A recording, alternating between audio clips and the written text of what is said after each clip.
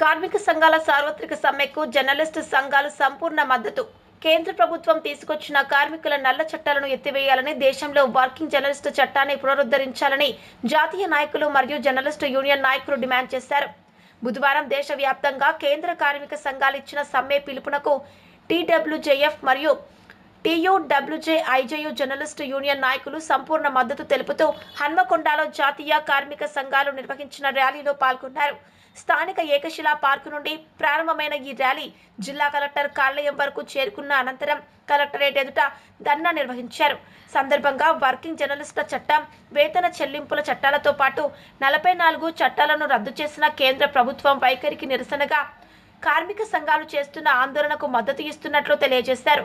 జర్నలిస్టులకు వర్కింగ్ జర్నలిస్టుల చట్టం, వేతన చెల్లింపు చట్టాల సవరణ, పునరుద్ధరణతో జర్నలిస్టు వృత్తి ప్రమాణాలను కాపాడుకునేందుకు కేంద్రం తక్షణమే వర్కింగ్ జర్నలిస్టుల చట్టాన్ని పునరుద్ధరించాలని డిమాండ్ చేశారు. కేంద్ర ప్రభుత్వం తీసుకువచ్చిన నల్ల చట్టాలను ఎత్తివేసే వరకు జర్నలిస్టులు ఐక్యంగా పోరాడాలని అన్నారు.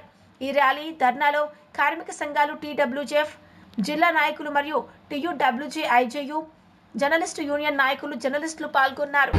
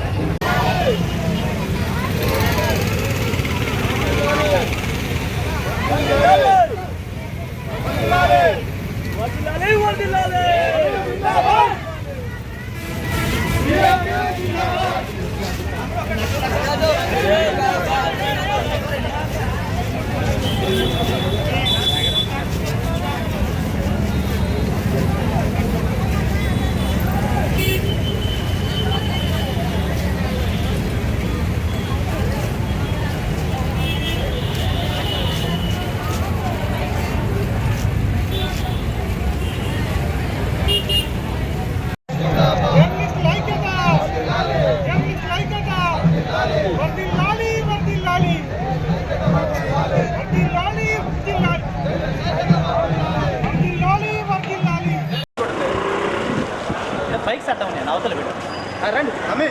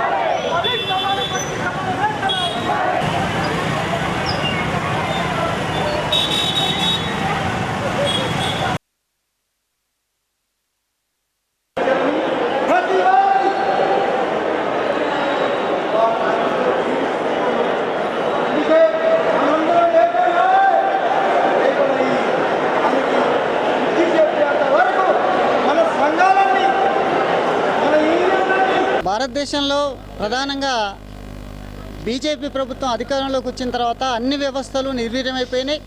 అన్ని వర్గాల ప్రజల జీవన ప్రమాణాలు కూడా దారుణంగా పడిపోయినటువంటి పరిస్థితి ఈ 10 ఏళ్ల కాలంలో జరిగింది. ప్రత్యేకించి భారతదేశం చాలా అభివృద్ధి చెందుతున్నటువంటి దేశం అని చెప్పి ఒకవైపున ప్రపంచ బ్యాంకు, IMF లాంటి సంస్థలు 4వ అతిపెద్ద ఆర్థిక వ్యవస్థగా భారతదేశం ఆవిర్భవించింది అని చెప్తున్నటువంటి వార్తల్ని పట్టుకొని బీజేపీ ప్రభుత్వం చంకలు గుద్దుకుంటా ఉంది. ఒకనాడు చాలా దూరంగా 11వ స్థానంలో ఉన్నటువంటి భారతదేశం, నరేంద్ర మోడీ అధికారంలోకి వచ్చినప్పుడు 11వ స్థానంలో ఉన్నటువంటి భారతదేశం ఈరోజు 4వ స్థానంలోకి వచ్చింది. అది మా గొప్పతనం అని చెప్పి నరేంద్ర మోడీ చెప్పుకుంటున్నటువంటి పరిస్థితి. కానీ ఎక్కడ అభివృద్ధి?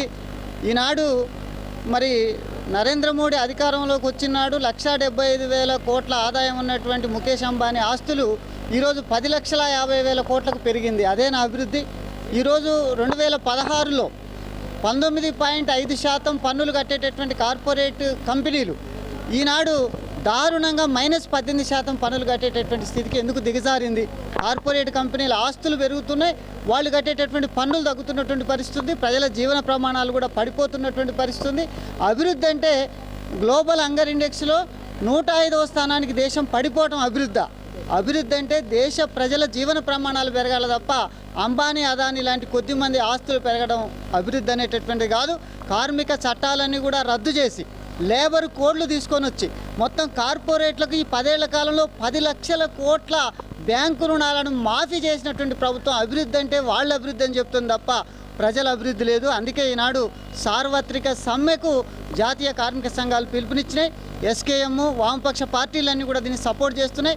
ఖచ్చితంగా బీజేపీ ప్రభుత్వం సంపన్నుల పార్టీ, కార్పొరేట్ల పార్టీ, వాళ్ళకు అనుకూలంగా చేస్తున్నటువంటి ప్రభుత్వం కాబట్టి ప్రజా అనుకూల విధానాలు తీసుకురావాలని చెప్పి, ప్రజా వ్యతిరేక విధానాలు మానుకోవాలని చెప్పి జరుగుతున్నటువంటి సమ్మె బీజేపీకి చంపబెట్టు లాంటిది. ఖచ్చితంగా కార్పొరేట్ సంపన్న వర్గాల అనుకూల విధానాలను మార్చుకోవాలని చెప్పి మేము బీజేపీ ప్రభుత్వాన్ని భాగంగా మొత్తం ట్రేడ్ యూనియన్స్, రైతు సంఘాలు అలాగే వామపక్ష పార్టీల ఆధ్వర్యంలో ఈరోజు వ్యవసాయ మార్కెట్ నుంచి మరి ఎంఆర్ఓ కార్యాలయం వరకు ర్యాలీ జరగబోతుంది. ఈ ర్యాలీలో అన్ని వర్గాల ప్రజలు కూడా పెద్ద ఎత్తున పాల్గొనడానికి వచ్చి సిద్ధమై ఇక్కడ సమీకృతం అవుతున్నారు. దేశవ్యాప్తంగా 44 లేబర్ చట్టాలను వైండ్ వేసి 4 లేబర్ కోడ్లుగా మార్చి దాన్ని అమలు చేయాలని ప్రయత్నం చేస్తున్న సందర్భంలో దేశవ్యాప్తంగా సార్వత్రిక సమ్మె జరుగుతుంది. ఇవాళ సంఘటిత అసంఘటిత రంగ కార్మిక వర్గం అంతా కూడా దాదాపు 20 కోట్ల మంది ఈ యొక్క సార్వత్రిక సమ్మెలో పాల్గొనబోతూ ఉన్నారు. ఇప్పటికే రోడ్ల మీదకి వచ్చేశారు, ర్యాలీలు నడుస్తూ ఉన్నాయి. ఇవాళ ప్రధానంగా నరేంద్ర మోడీ సర్కార్ అధికారంలోకి వచ్చిన తర్వాత 20 కోట్ల మందికి పైగా ఉన్నటువంటి కార్మిక వర్గం యొక్క హక్కులను కాలరాసే విధంగా పార్లమెంట్లో చట్టాలు చేస్తూ ఉన్నారు. వాటి ఆ హక్కులన్నీ కూడా ఈ దేశానికి స్వాతంత్రం రాకముందు పారిశ్రామిక వివాదాల చట్టం నుంచి మొదలుకొని అనేక చట్టాలు